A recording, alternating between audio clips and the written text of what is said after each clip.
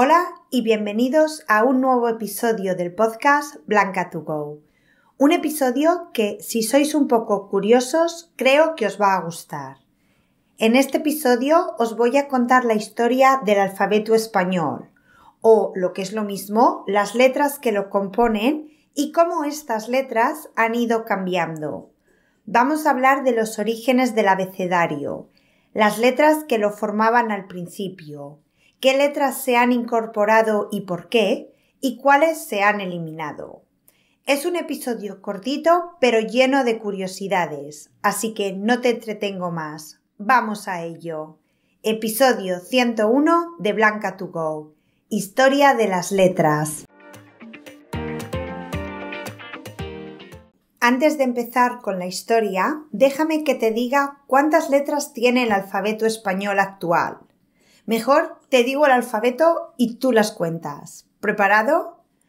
A, B, C, D, E, F, G, H, I, J, K, L, M, N, ñ, O, P, Q, R, S, T, U, V, W, X, Y, Z. ¿Cuántas has contado? Venga, te doy la respuesta por si te has perdido. El alfabeto español hoy en día consta de 27 letras. Pero un dato curioso es que cuando yo lo estudié en el colegio tenía 29, porque por aquel entonces considerábamos la CH, cuando iban juntas, por ejemplo como en chocolate, como una letra. Curioso, ¿verdad? Y a esa CH la llamábamos che.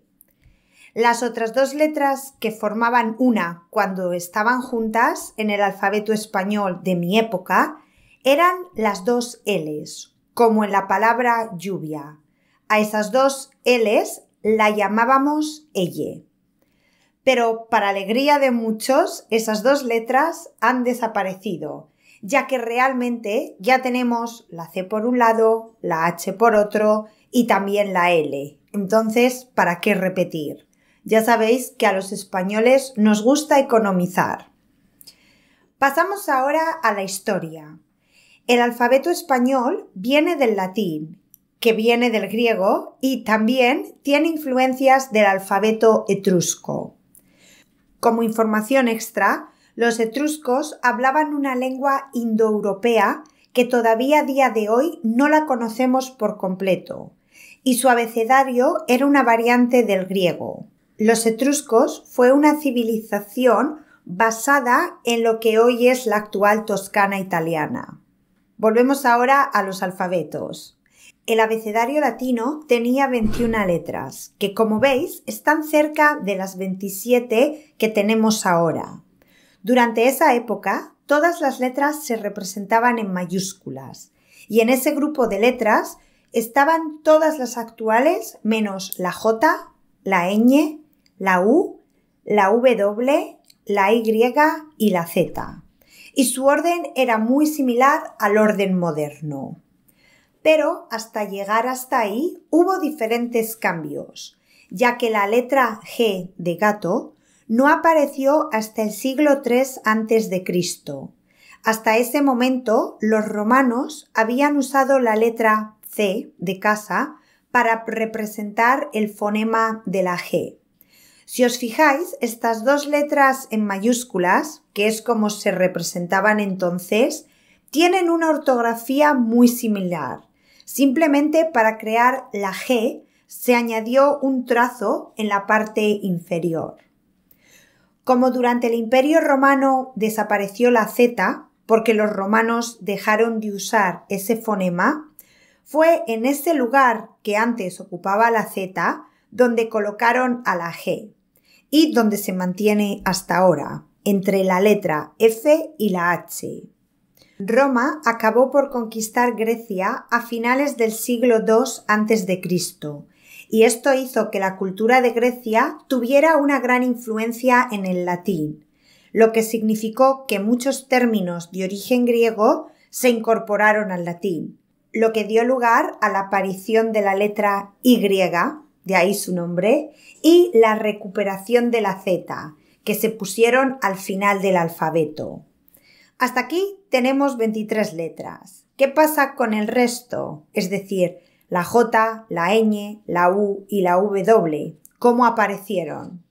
Pues la J y la U ya existían en la escritura latina como variantes de la I y de la V respectivamente, pero como letras propias, la J aparece en el siglo XVII, un siglo después de la aparición de la U, que lo hizo en el siglo XVI. Si os dais cuenta, la colocación de estas nuevas letras en el abecedario es un guiño a las letras a las que están relacionadas, ya que las colocaron a su lado, la J detrás de la I y la U delante de la V.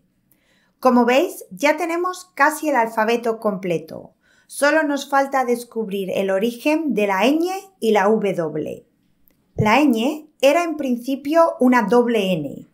Esta doble N era muy común en el español medieval y para abreviar estas dos letras crearon la ñ, donde ponían una N con la virgulilla, que es ese sombrerito que hoy tiene la letra ñ.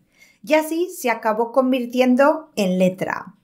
Su colocación no fue muy difícil, la pusieron detrás de su similar N. Algo similar pasó con la letra W, que no se incorporó oficialmente al abecedario español hasta 1969.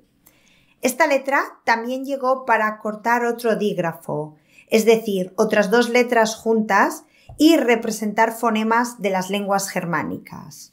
Aunque, a decir verdad, esta letra, la W, ya se usaba en la Edad Media en la escritura de algunos nombres extranjeros. Durante este tiempo en el que la W no estuvo reconocida oficialmente, muchas personas cambiaron la escritura de algunas palabras que usaban W por la V. Por ejemplo, la palabra vagón.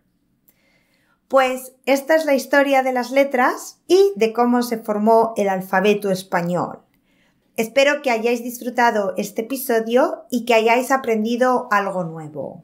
Si os gusta este podcast y lo escucháis cada semana, ¿habéis dejado ya una valoración?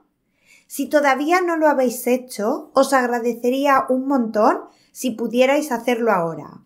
No tiene por qué ser una valoración súper larga. Un par de frases es suficiente. O incluso unas estrellas. Como ves, no es mucho pedir y no va a tomarte mucho tiempo. Ya sabes que para conseguir la transcripción de este y todos los episodios palabra por palabra, junto con el vocabulario y una actividad para cada episodio, solo necesitas unirte a la comunidad de Blanca2Go en mi página web, blanca2go.com.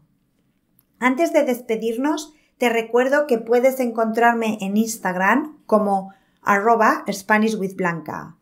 Ven a visitarme y cuéntame qué te ha parecido este episodio. ¿Qué es lo que más te ha sorprendido? Ahora, como todo lo bueno, este episodio llega a su fin.